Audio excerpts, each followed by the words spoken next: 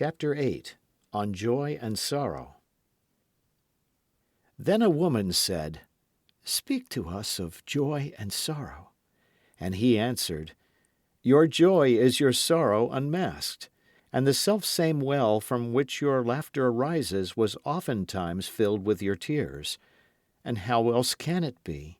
The deeper that sorrow carves into your being, the more joy you can contain.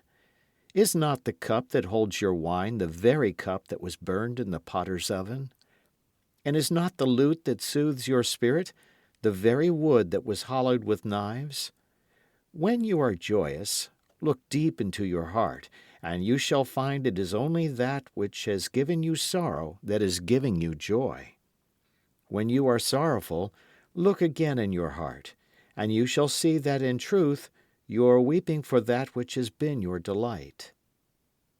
Some of you say, "Joy is greater than sorrow," and others say, "Nay, sorrow is the greater."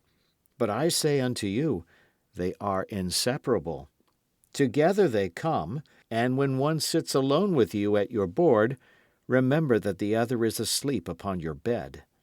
Verily, you are suspended like scales between your sorrow and your joy. Only when you are empty are you at standstill and balanced. When the treasure keeper lifts you to weigh his gold and his silver, needs must your joy or your sorrow rise or fall. Chapter 9 On Houses.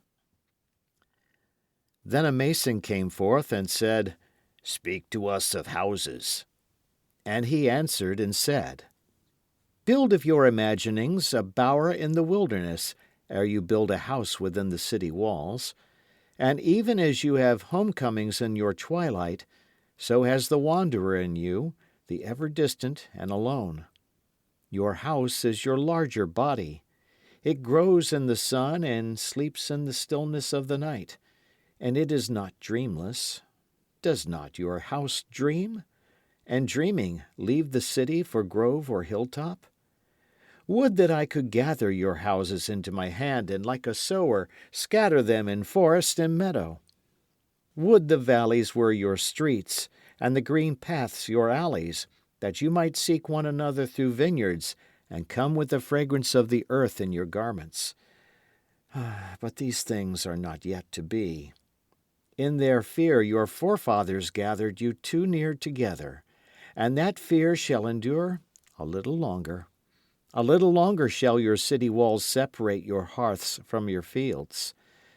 And tell me, people of Orphalese, what have you in these houses? And what is it you guard with fastened doors? Have you peace, the quiet urge that reveals your power? Have you remembrances, the glimmering arches that span the summits of the mind? Have you beauty that leads the heart from things fashioned of wood and stone to the holy mountain? Tell me, have you these in your houses? Or have you only comfort, and the lust for comfort, that stealthy thing that enters the house as a guest, and then becomes a host, and then a master? Aye, and it becomes a tamer, and with hook and scourge makes puppets of your larger desires. Though its hands are silken, its heart is of iron. It lulls you to sleep only to stand by your bed and jeer at the dignity of the flesh. It makes mock of your sound senses and lays them in thistledown like fragile vessels.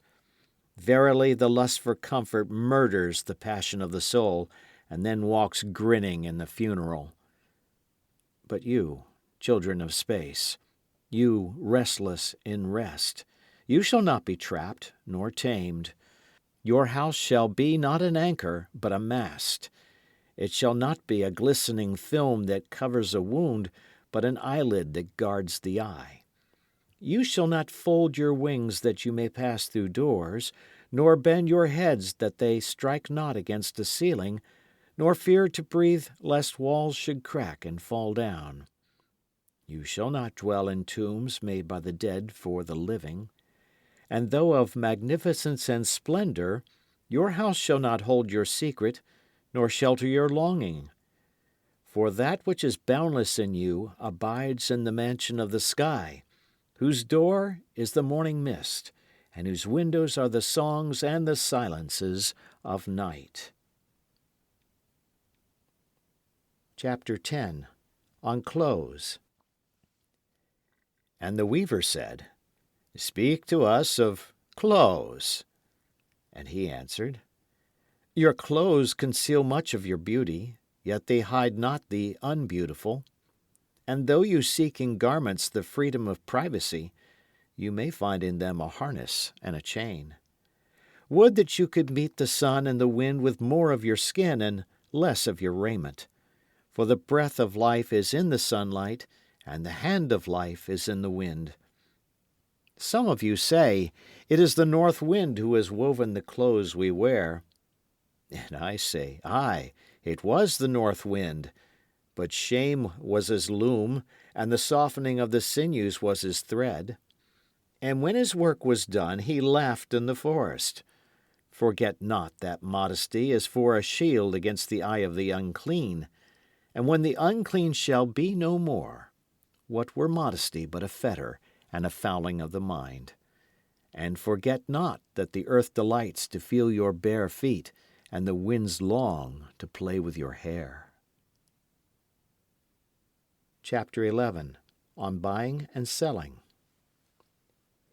And a merchant said, Speak to us of buying and selling.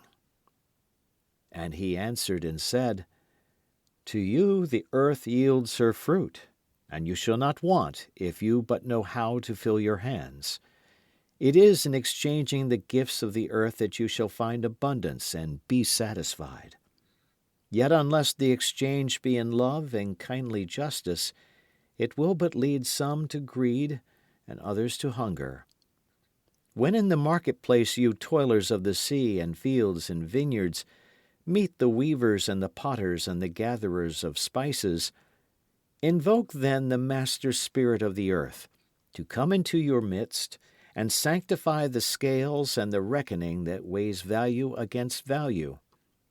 And suffer not the barren-handed to take part in your transactions who would sell their words for your labor. To such men you should say, Come with us to the field, or go with our brothers to the sea and cast your net. For the land and the sea shall be bountiful to you, even as to us. And if there come the singers, and the dancers, and the flute players, buy of their gifts also. For they too are gatherers of fruit and frankincense, and that which they bring, though fashioned of dreams, is raiment and food for your soul. And before you leave the marketplace, see that no one is gone his way with empty hands.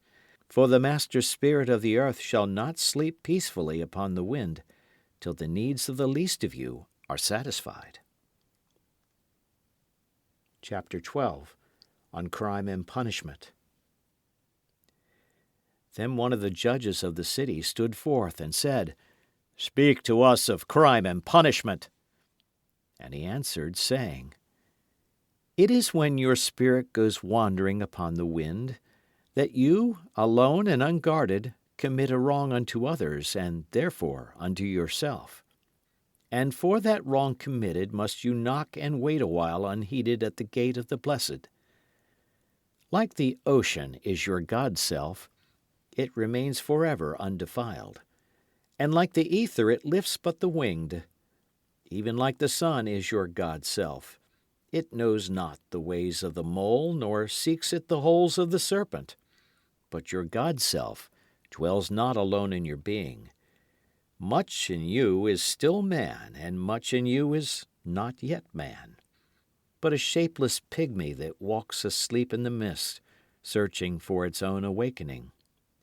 And of the man in you would I now speak, for it is he, and not your God-self, nor the pygmy in the mist, that knows crime and the punishment of crime. Oftentimes have I heard you speak of one who commits a wrong, as though he were not one of you, but a stranger unto you and an intruder upon your world. But I say that even as the holy and the righteous cannot rise beyond the highest which is in each one of you, So the wicked and the weak cannot fall lower than the lowest which is in you also. And as a single leaf turns not yellow, but with the silent knowledge of the whole tree, so the wrongdoer cannot do wrong without the hidden will of you all. Like a procession, you walk together towards your God self. You are the way and the wayfarers. And when one of you falls down, he falls for those behind him, a caution against the stumbling stone. Aye, and he falls for those ahead of him, who though faster and surer of foot, yet remove not the stumbling stone. And this also, though the word lie heavy upon your hearts, the murdered is not unaccountable for his own murder, and the robbed is not blameless in being robbed. The righteous is not innocent of the deeds of the wicked, and the white-handed is not clean in the doings of the felon. Yea, the guilty is oftentimes the victim of the injured, and still more often the condemned is the burden-bearer for the guiltless and unblamed. You cannot separate the just from the unjust and the good from the wicked, for they stand together before the face of the sun, even as the black thread and the white are woven together. And when the black thread breaks, the weaver shall look into the whole cloth, and he shall examine the loom also. If any of you would bring to judgment the unfaithful wife, let him also weigh the heart of her husband in scales, and measure his soul with measurements. And let him who would lash the offender look unto the spirit of the offended. And if any of you would punish in the name of righteousness, and lay the axe unto the evil tree, let him see to its roots. And verily, he will find the roots of the good and the bad, the fruitful and the fruitless, all entwined together in the silent heart of the earth. And you judges, who would be just, what judgment pronounce you upon him, who though honest in the flesh yet is a thief in spirit?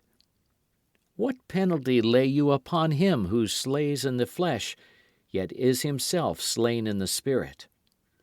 And how prosecute you him who in action is a deceiver and an oppressor, yet who also is aggrieved and outraged?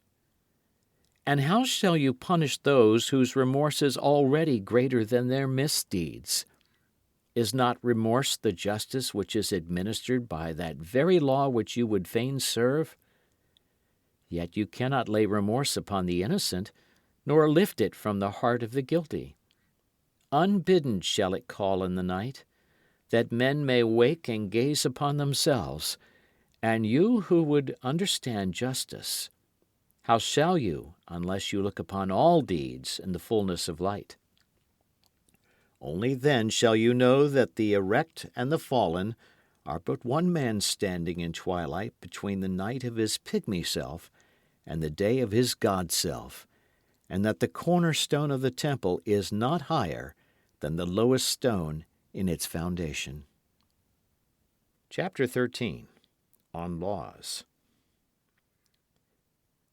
Then a lawyer said, "But what of our laws, master?"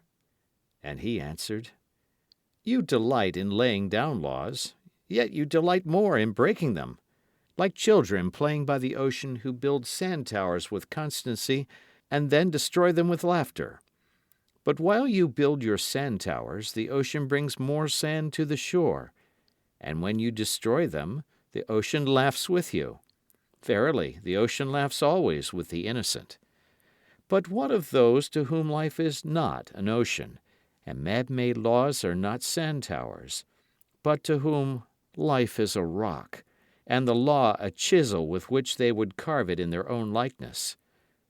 What of the cripple who hates dancers? What of the ox who loves his yoke and deems the elk and deer of the forest stray and vagrant things? What of the old serpent who cannot shed his skin, and calls all others naked and shameless? And of him who comes early to the wedding feast, and when overfed and tired goes his way, saying that all feasts are violation, and all feasters lawbreakers? What shall I say of these? Say that they too stand in the sunlight, but with their backs to the sun. They see only their shadows, and their shadows are their laws. And what is the sun to them but a caster of shadows? And what is it to acknowledge the laws but to stoop down and trace their shadows upon the earth? But you who walk facing the sun, what images drawn on the earth can hold you? You who travel with the wind, what weather vane shall direct your course? What man's law shall bind you if you break your yoke but upon no man's prison door? What laws shall you fear if you dance but stumble against no man's iron chains? And who is he that shall bring you to judgment if you tear off your garment yet leave it in no man's path? People of Orphalese, you can muffle the drum, and you can loosen the strings of the lyre, but who shall command the skylark not to sing? Chapter 14. On Freedom. And an orator said, "Speak to us of freedom." And he answered, "At the city gate and by your fireside I have seen you prostrate yourself and worship your own freedom. Even as slaves humble themselves before a tyrant and praise him though he slays them. Aye, in the grove of the temple and in the shadow of the citadel I have seen the freest among you wear their freedom as a yoke and a handcuff. And my heart bled within me, for you can only be free when even the desire of seeking freedom becomes a harness to you, and when you cease to speak of freedom as a goal and a fulfillment. You shall be free indeed when your days are not without a care, nor your nights without a want and a grief, but rather when these things girdle your life and yet you rise above them naked and unbound. And how shall you rise beyond your days and nights unless you break the chains which you, at the dawn of your understanding, have fastened around your noon hour? In truth, that which you call freedom is the strongest of these chains, though its links glitter in the sun and dazzle your eyes. And what is it but fragments of your own self you would discard that you may become free? If it is an unjust law you would abolish, that law was written with your own hand upon your own forehead. You cannot erase it by burning your law books, nor by washing the foreheads of your judges, though you pour the sea upon them. And if it is a despot you would dethrone, see first that his throne erected within you is destroyed. For how can a tyrant rule the free and the proud, but for a tyranny in their own freedom and a shame in their own pride? And if it is a care you would cast off, that cart has been chosen by you rather than imposed upon you. And if it is a fear you would dispel, the seat of that fear is in your heart and not in the hand of the feared. Verily, all things move within your being in constant half-embrace, the desired and the dreaded, the repugnant and the cherished, the pursued and that which you would escape. These things move within you as lights and shadows in pairs that cling, and when the shadow fades and is no more, the light that lingers becomes a shadow to another light. And thus your freedom, when it loses its fetters, becomes itself the fetter of a greater freedom. Chapter 15. On Reason and Passion. And the priestess spoke again and said, "Speak to us of reason and passion." And he answered, saying, "Your soul is oftentimes a battlefield, upon which your reason and your judgment wage war against your passion and your appetite. Would that I could be the peacemaker in your soul, that I might turn the discord and the rivalry of your elements into oneness and melody. But how shall I, unless you yourselves be also the peacemakers, nay, the lovers of all your elements? Your reason and your passion are the rudder and the sails of your seafaring soul. If either your sails or your rudder be broken, you can but toss and drift, or else be held at a standstill in mid-seas. For reason, ruling alone, is a force confining, and passion, unattended, is a flame that burns to its own destruction. Therefore, let your soul exalt your reason to the height of passion, that it may sing, and let it direct your passion with reason, that your passion may live through its own daily resurrection, and like the phoenix rise above its own ashes. I would have you consider your judgment and your appetite, even as you would two loved guests in your house. Surely you would not honor one guest above the other, for he who is more mindful of one loses the love and the faith of both. Among the hills, when you sit in the cool shade of the white poplars, sharing the peace and serenity of distant fields and meadows, then let your heart say in silence, God rests in reason. And when the storm comes, and the mighty wind shakes the forest, and thunder and lightning proclaim the majesty of the sky, then let your heart say in awe, God moves in passion. And since you are a breath in God's sphere, and a leaf in God's forest, you too should rest in reason and move in passion. Chapter 16. On Pain. And a woman spoke, saying, Tell us of pain. And he said, Your pain is the breaking of the shell that encloses your understanding. Even as the stone of the fruit must break, that its heart may stand in the sun, so must you know pain. And could you keep your heart in wonder at the daily miracles of your life, your pain would not seem less wondrous than your joy, and you would accept the seasons of your heart, even as you have always accepted the seasons that pass over your fields. And you would watch with serenity through the winters of your grief. Much of your pain is self-chosen. It is the bitter potion by which the physician within you heals your sick self. Therefore, trust the physician and drink his remedy in silence and tranquility. For his hand, though heavy and hard, is guided by the tender hand of the unseen, and the cup he brings, though it burn your lips, has been fashioned of the clay which the potter has moistened with his own sacred tears. Chapter 17. On Self-Knowledge. And a man said, Speak to us of self-knowledge. And he answered, saying, Your hearts know in silence the secrets of the days and the nights, but your ears thirst for the sound of your heart's knowledge. You would know in words that which you have always known in thought. You would touch with your fingers the naked body of your dreams, and it is well you should. The hidden wellspring of your soul must needs rise and run murmuring to the sea, and the treasure of your infinite depths would be revealed to your eyes. But let there be no scales to weigh your unknown treasure, and seek not the depths of your knowledge with staff or sounding line.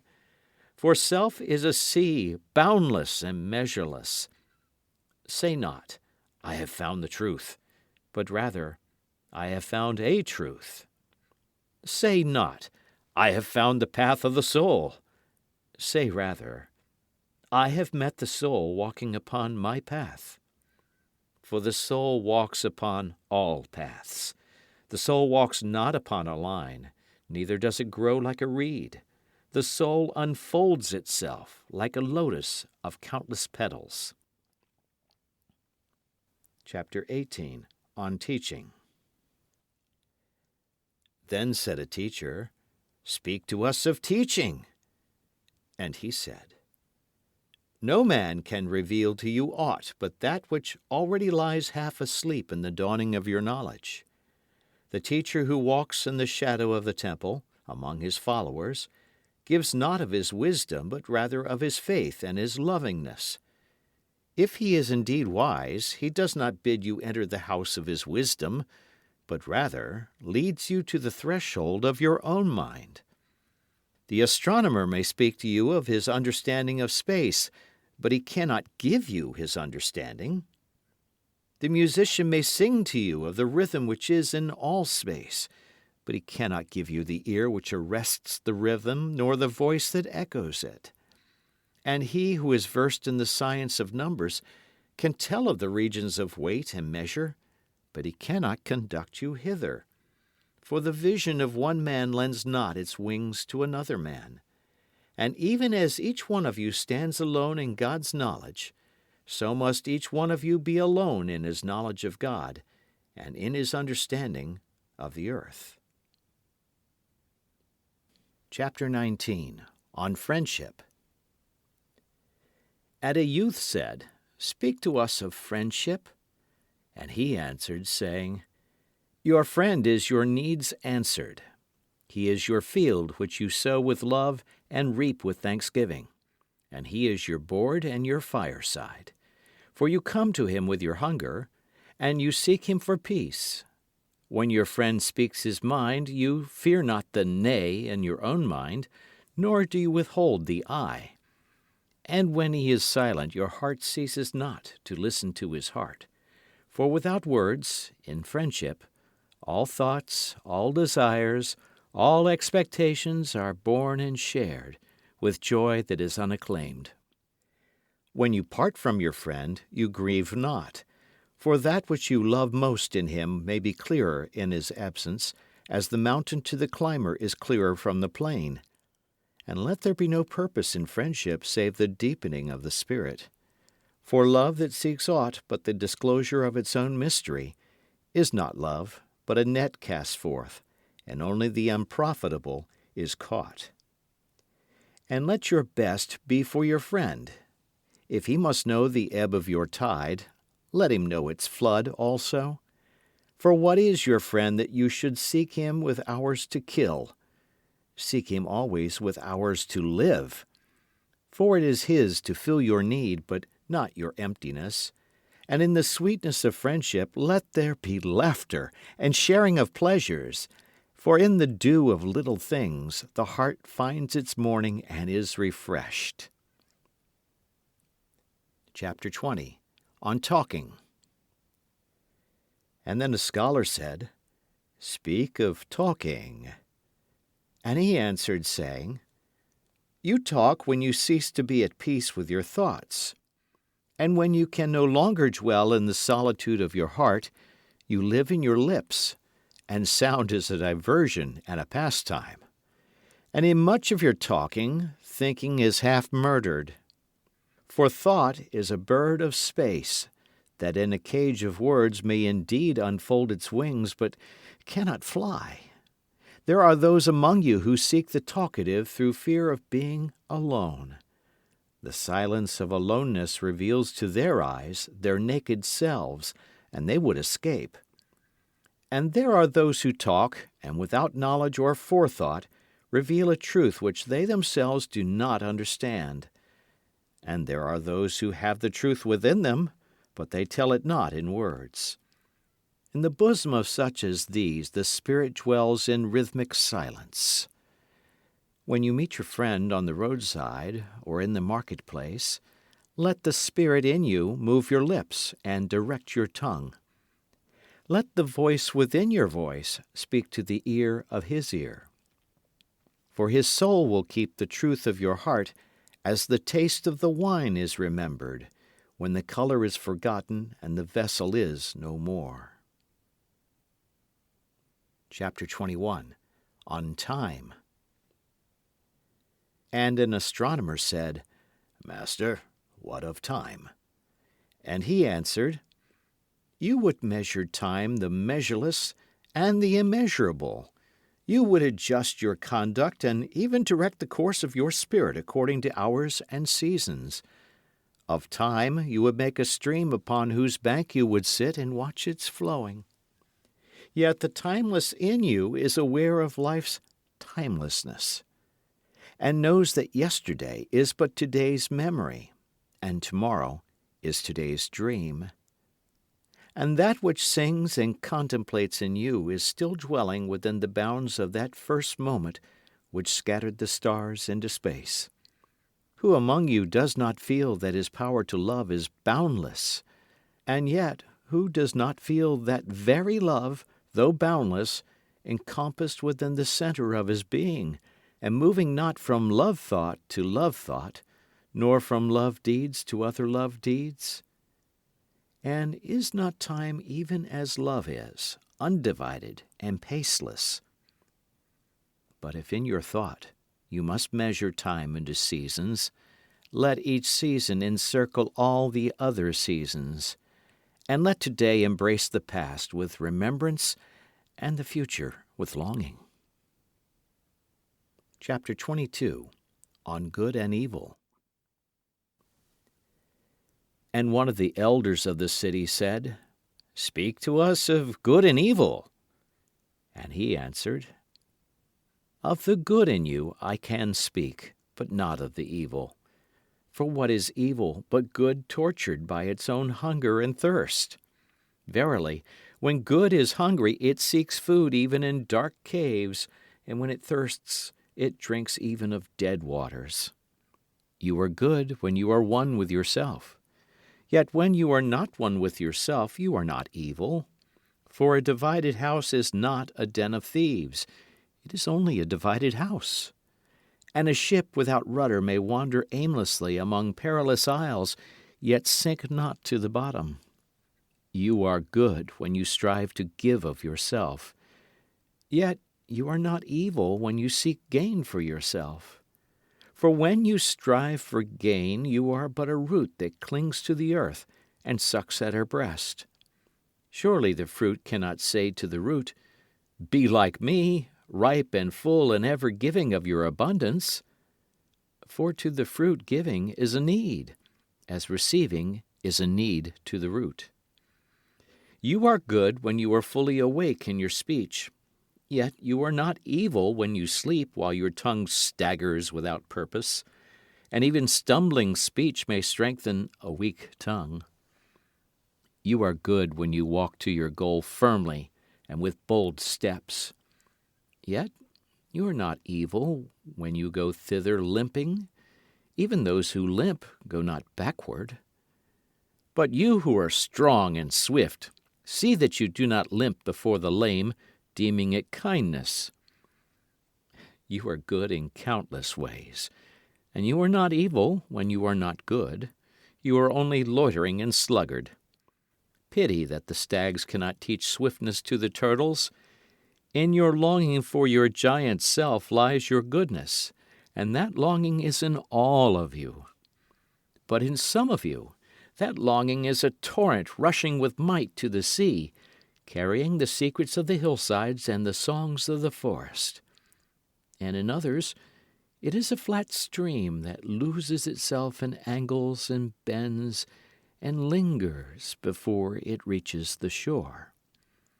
But let not him who longs much say to him who longs little, "Wherefore are you slow and halting?"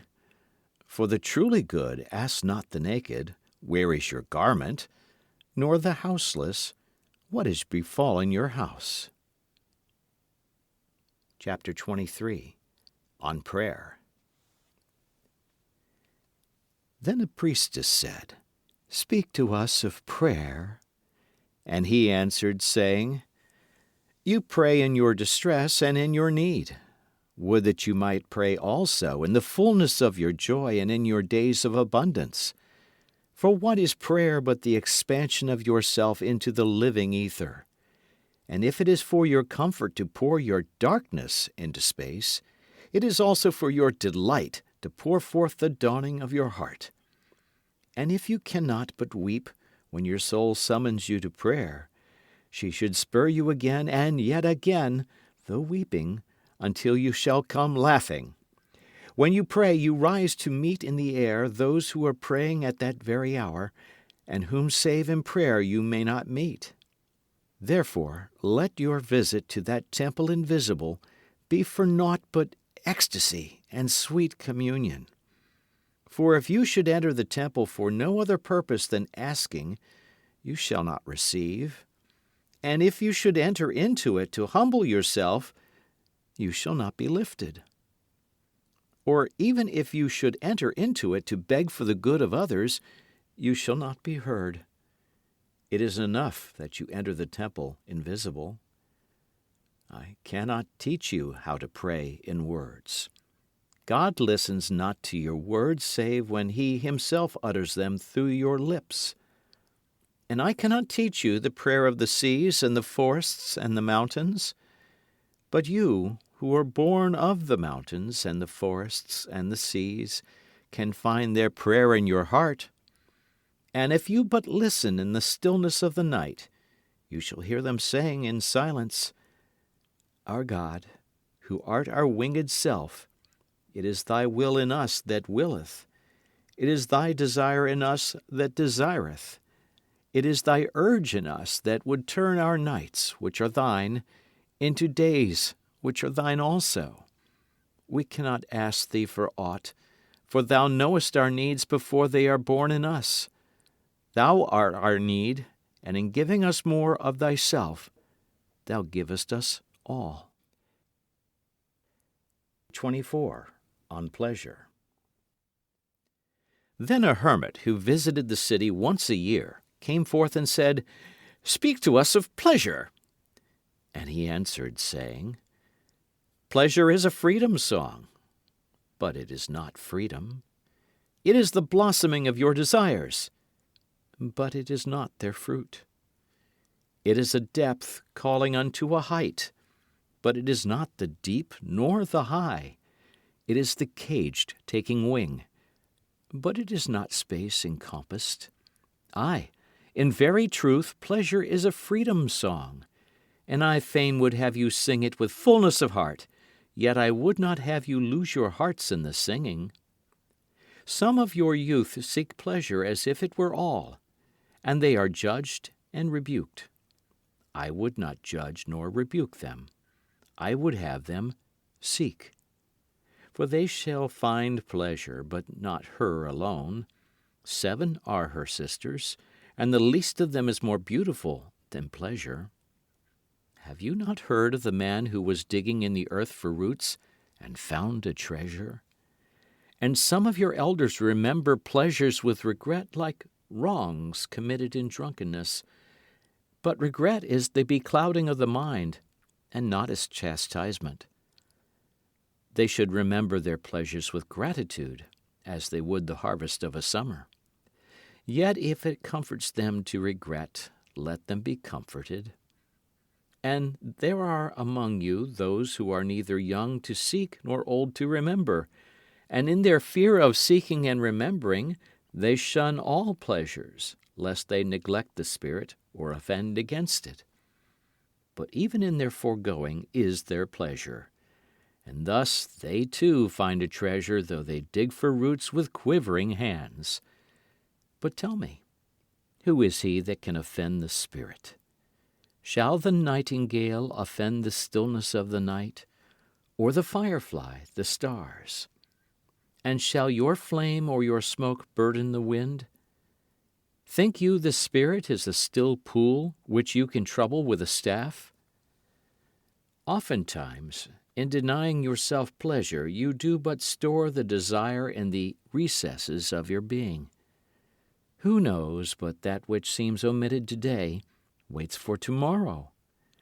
Even your body knows its heritage and its rightful need, and will not be deceived. And your body is the harp of your soul, and it is yours to bring forth sweet music from it, or confused sounds. And now you ask in your heart, How shall we distinguish that which is good in pleasure from that which is not good? Go to your fields and your gardens, and you shall learn that it is the pleasure of the bee to gather honey of the flower, but it is also the pleasure of the flower to yield its honey to the bee. For to the bee a flower is a fountain of life, and to the flower a bee is a messenger of love, and to both, bee and flower, the giving and the receiving of pleasure is a need and an ecstasy. People of Orphalese, be in your pleasures like the flowers and the bees. Chapter 25. On Beauty. And a poet said, Speak to us of beauty. And he answered, Where shall you seek beauty, and how shall you find her, unless she herself be your way and your guide? And how shall you speak of her, except she be the weaver of your speech? The aggrieved and the injured say, Beauty is kind and gentle. Like a young mother half shy of her own glory, she walks among us. And the passionate say, Nay, beauty is a thing of might and dread. Like the tempest she shakes the earth beneath us and the sky above us. The tired and the weary say, Beauty is of soft whisperings. She speaks in our spirit. Her voice yields to our silences like a faint light that quivers in fear of the shadow. But the restless say, We have heard her shouting among the mountains, and with her cries came the sound of hoofs, and the beating of wings, and the roaring of lions. At night the watchmen of the city say, Beauty shall rise with the dawn from the east. And at noontide the toilers and the wayfarers say, We have seen her leaning over the earth from the windows of the sunset. In winter say the snowbound, She shall come with the spring leaping upon the hills. And in the summer heat the reapers say, We have seen her dancing with the autumn leaves, and we saw a drift of snow in her hair. All these things have you said of beauty, yet in truth you spoke not of her, but of needs unsatisfied. And beauty is not a need, but an ecstasy. It is not a mouth thirsting, nor an empty hand stretched forth, but rather a heart inflamed and a soul enchanted. It is not the image you would see, nor the song you would hear, but rather an image you see though you close your eyes, and a song you hear though you shut your ears. It is not the sap within the furrowed bark, nor a wing attached to a claw, but rather a garden forever in bloom and a flock of angels forever in flight. People of Orphalese, beauty is life when life unveils her holy face. But you are life, and you are the veil. Beauty is eternity gazing at itself in a mirror. But you are eternity, and you are the mirror. Chapter 26, on Religion. And an old priest said, Speak to us of religion. And he said, Have I spoken this day of aught else? Is not religion all deeds and all reflection? And that which is neither deed nor reflection, but a wonder and a surprise ever springing in the soul, even while the hands hew the stone or tend the loom? Who can separate his faith from his actions, or his belief from his occupations? Who can spread his hours before him, saying, This for God, and this for myself, this for my soul, and this other for my body? All your hours are wings that beat through space from self to self. He who wears his morality but as his best garment were better naked. The wind and the sun will tear no holes in his skin. And he who defines his conduct by ethics imprisons his songbird in a cage. The freest song comes not through bars and wires. And he to whom worshipping is a window, to open but also to shut, has not yet visited the house of his soul whose windows are from dawn to dawn. Your daily life is your temple and your religion. Whenever you enter into it, take with you your all. Take the plough and the forge and the mallet and the lute, the things you have fashioned in necessity or for delight. For in reverie you cannot rise above your achievements, nor fall lower than your failures. And take with you all men, for in adoration you cannot fly higher than their hopes, nor humble yourself lower than their despair. And if you would know God, be not therefore a solver of riddles. Rather look about you, and you will see him playing with your children. and look into space. You shall see him walking in the cloud, outstretching his arms in the lightning and descending in rain. You shall see him smiling in flowers, then rising and waving his hands in trees. Chapter 27. On Death. And then Almitra spoke, saying, We would ask now of death. And he said, You would know the secret of death. But how shall you find it, unless you seek it in the heart of life? The owl whose night-bound eyes are blind unto the day cannot unveil the mystery of light. If you would indeed behold the spirit of death, open your heart wide unto the body of life. For life and death are one, even as the river and the sea are one. In the depth of your hopes and desires lies your silent knowledge of the beyond.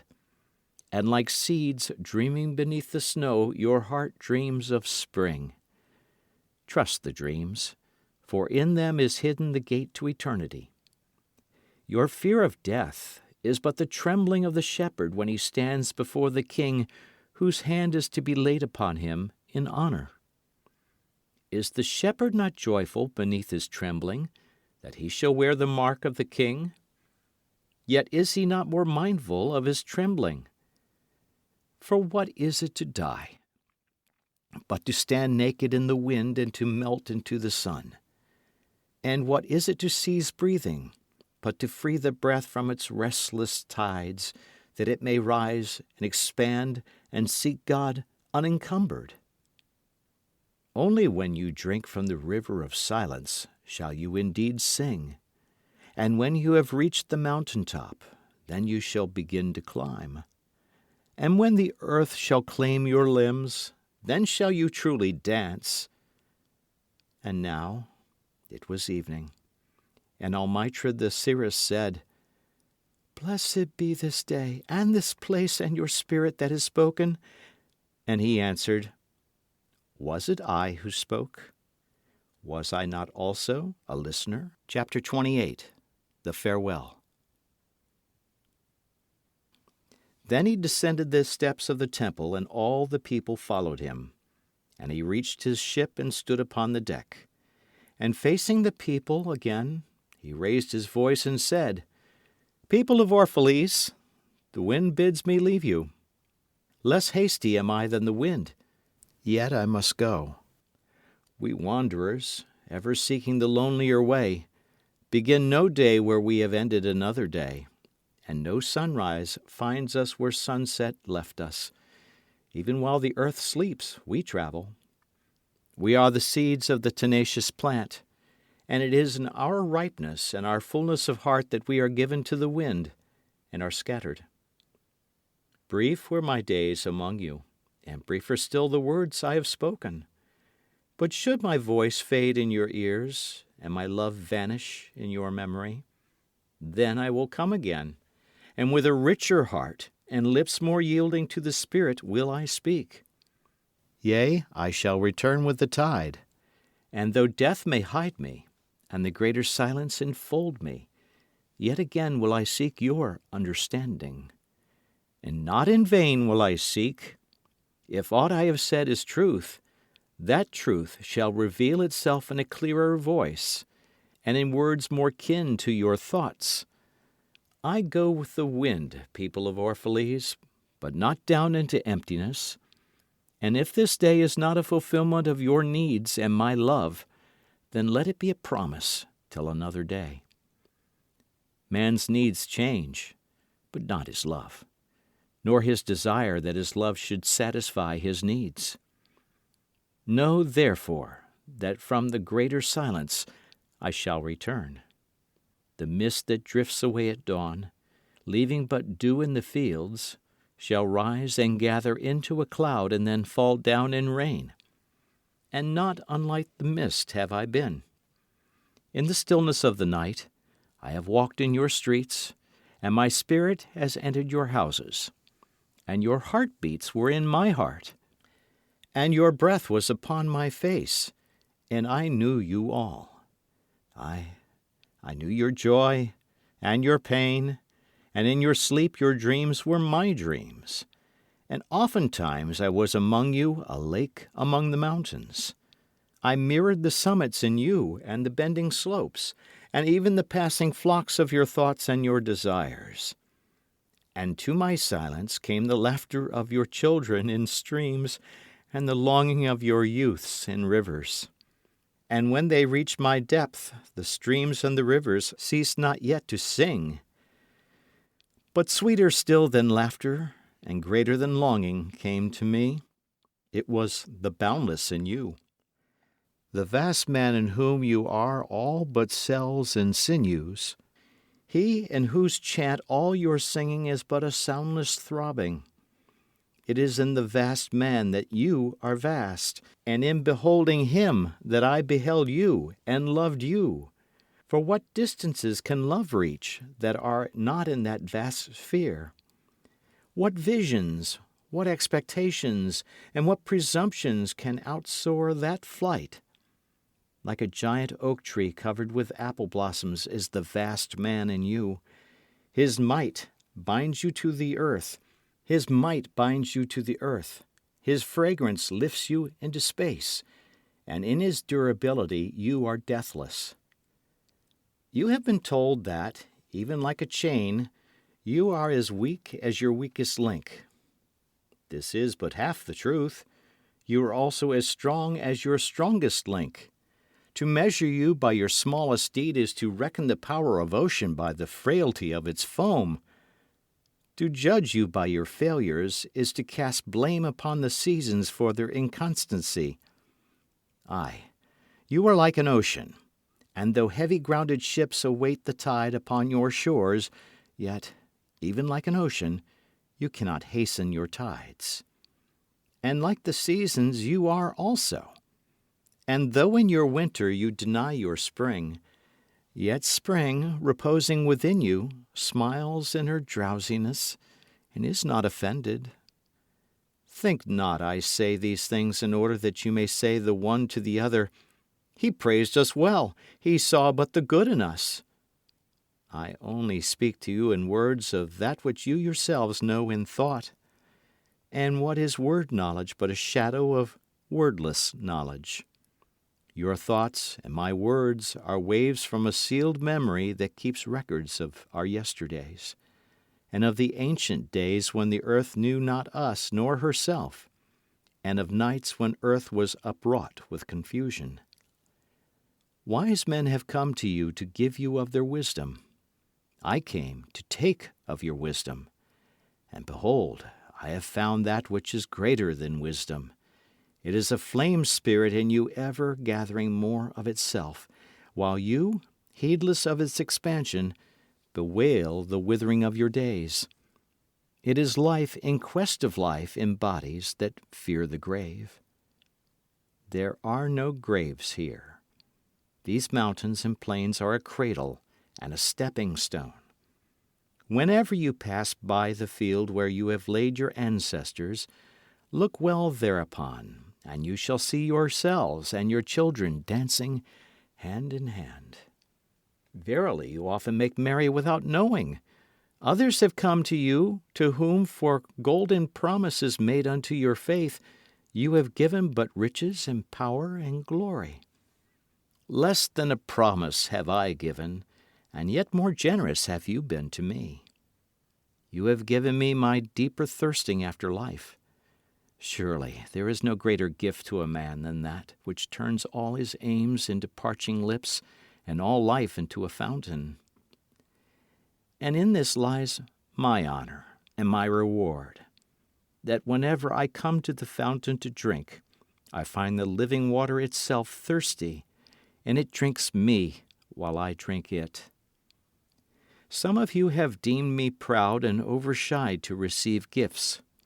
Too proud indeed am I to receive wages, but not gifts. And though I have eaten berries among the hills when you would have had me sit at your board, and slept in the portico of the temple when you would gladly have sheltered me, yet was it not your loving mindfulness of my days and my nights that made food sweet to my mouth and girdled my sleep with visions. For this I bless you most. You give much, and know not that you give at all. Verily the kindness that gazes upon itself in a mirror turns to stone, and a good deed that calls itself by tender names becomes the parent to a curse. And some of you have called me aloof, and drunk with my own aloneness. And you have said, He holds counsel with the trees of the forest, but not with men. He sits alone on hilltops and looks down upon our city. True it is that I have climbed the hills and walked in remote places. How could I have seen you, save from a great height or a great distance? How can one be indeed near unless he be far? And others among you called unto me, not in words, and they said, Stranger, stranger, lover of unreachable heights, why dwell you among the summits where eagles build their nests? Why seek you the unattainable? What storms would you trap in your net, and what vaporous birds do you hunt in the sky? Come and be one of us. Descend and appease your hunger with our bread, and quench your thirst with our wine. In the solitude of their souls they said these things, but were their solitude deeper, they would have known that I sought but the secret of your joy and your pain, and I hunted only your larger selves that walked the sky. But the hunter was also the hunted, for many of my arrows left my bow only to seek my own breast, and the flyer was also the creeper. For when my wings were spread in the sun, their shadow upon the earth was a turtle. And I, the believer, was also the doubter. For often have I put my finger in my own wound, that I might have the greater belief in you, and the greater knowledge of you. And it is with this belief and this knowledge that I say, You are not enclosed within your bodies, nor confined to houses or fields. That which is you dwells above the mountain and roves with the wind. It is not a thing that crawls into the sun for warmth, or digs holes into darkness for safety, but a thing free, a spirit that envelops the earth and moves in the ether. If these be vague words, then seek not to clear them. Vague and nebulous is the beginning of all things, but not their end. And I fain would have you remember me as a beginning. Life, and all that lives, is conceived in the mist and not in the crystal. And who knows but a crystal is mist in decay? This would I have you remember in remembering me. That which seems most feeble and bewildered in you is the strongest and most determined. Is it not your breath that has erected and hardened the structure of your bones? And is it not a dream which none of you remember having dreamt that builded your city and fashioned all there is in it? Could you but see the tides of that breath, you would cease to see all else. And if you could hear the whispering of the dream, you would hear no other sound. But you do not see, nor do you hear. And it is well. The veil that clouds your eyes shall be lifted by the hands that wove it. And the clay that fills your ears shall be pierced by those fingers that kneaded it. And you shall see, and you shall hear. Yet you shall not deplore having known blindness, nor regret having been deaf. For in that day you shall know the hidden purposes in all things, and you shall bless darkness as you would bless light. After saying these things he looked about him, and he saw the pilot of his ship standing by the helm and gazing now at the full sails and now at the distance, and he said, Patient, over-patient is the captain of my ship. The wind blows, and restless are the sails. Even the rudder begs direction. Yet quietly my captain awaits my silence. And these my mariners, who have heard the choir of the greater sea, they too have heard me patiently. Now they shall wait no longer. I am ready. The stream has reached the sea, and once more the great mother holds her son against her breast. Fare you well, people of Orphalese. This day has ended. It is closing upon us even as the water lily upon its own tomorrow. What was given us here we shall keep, and if it suffices not, then again must we come together, and together stretch our hands unto the giver. Forget not that I shall come back to you. A little while, and my longing shall gather dust and foam for another body. A little while, a moment of rest upon the wind, and another woman shall bear me. Farewell to you and the youth I have spent with you. It was but yesterday we met in a dream. You have sung to me in my aloneness, and I of your longings have built a tower in the sky. But now our sleep is fled, and our dream is over, and it is no longer dawn. The noontide is upon us, and our half-waking has turned to fuller day, and we must part. If in the twilight of memory we should meet once more, we shall speak again together, and you shall sing to me a deeper song. And if our hands should meet in another dream, we shall build another tower in the sky. So saying, he made a signal to the seamen, and straightway they weighed anchor and cast the ship loose from its moorings, and they moved eastward. And a cry came from the people as from a single heart, and it rose into the dusk and was carried out over the sea like a great trumpeting. Only Almitra was silent, gazing after the ship until it had vanished into the mist. And when all the people were dispersed, she still stood alone upon the sea wall, remembering in her heart his saying, "A little while, a moment of rest upon the wind, and another woman shall bear me." This is the end of The Prophet by Kahlil Gibran.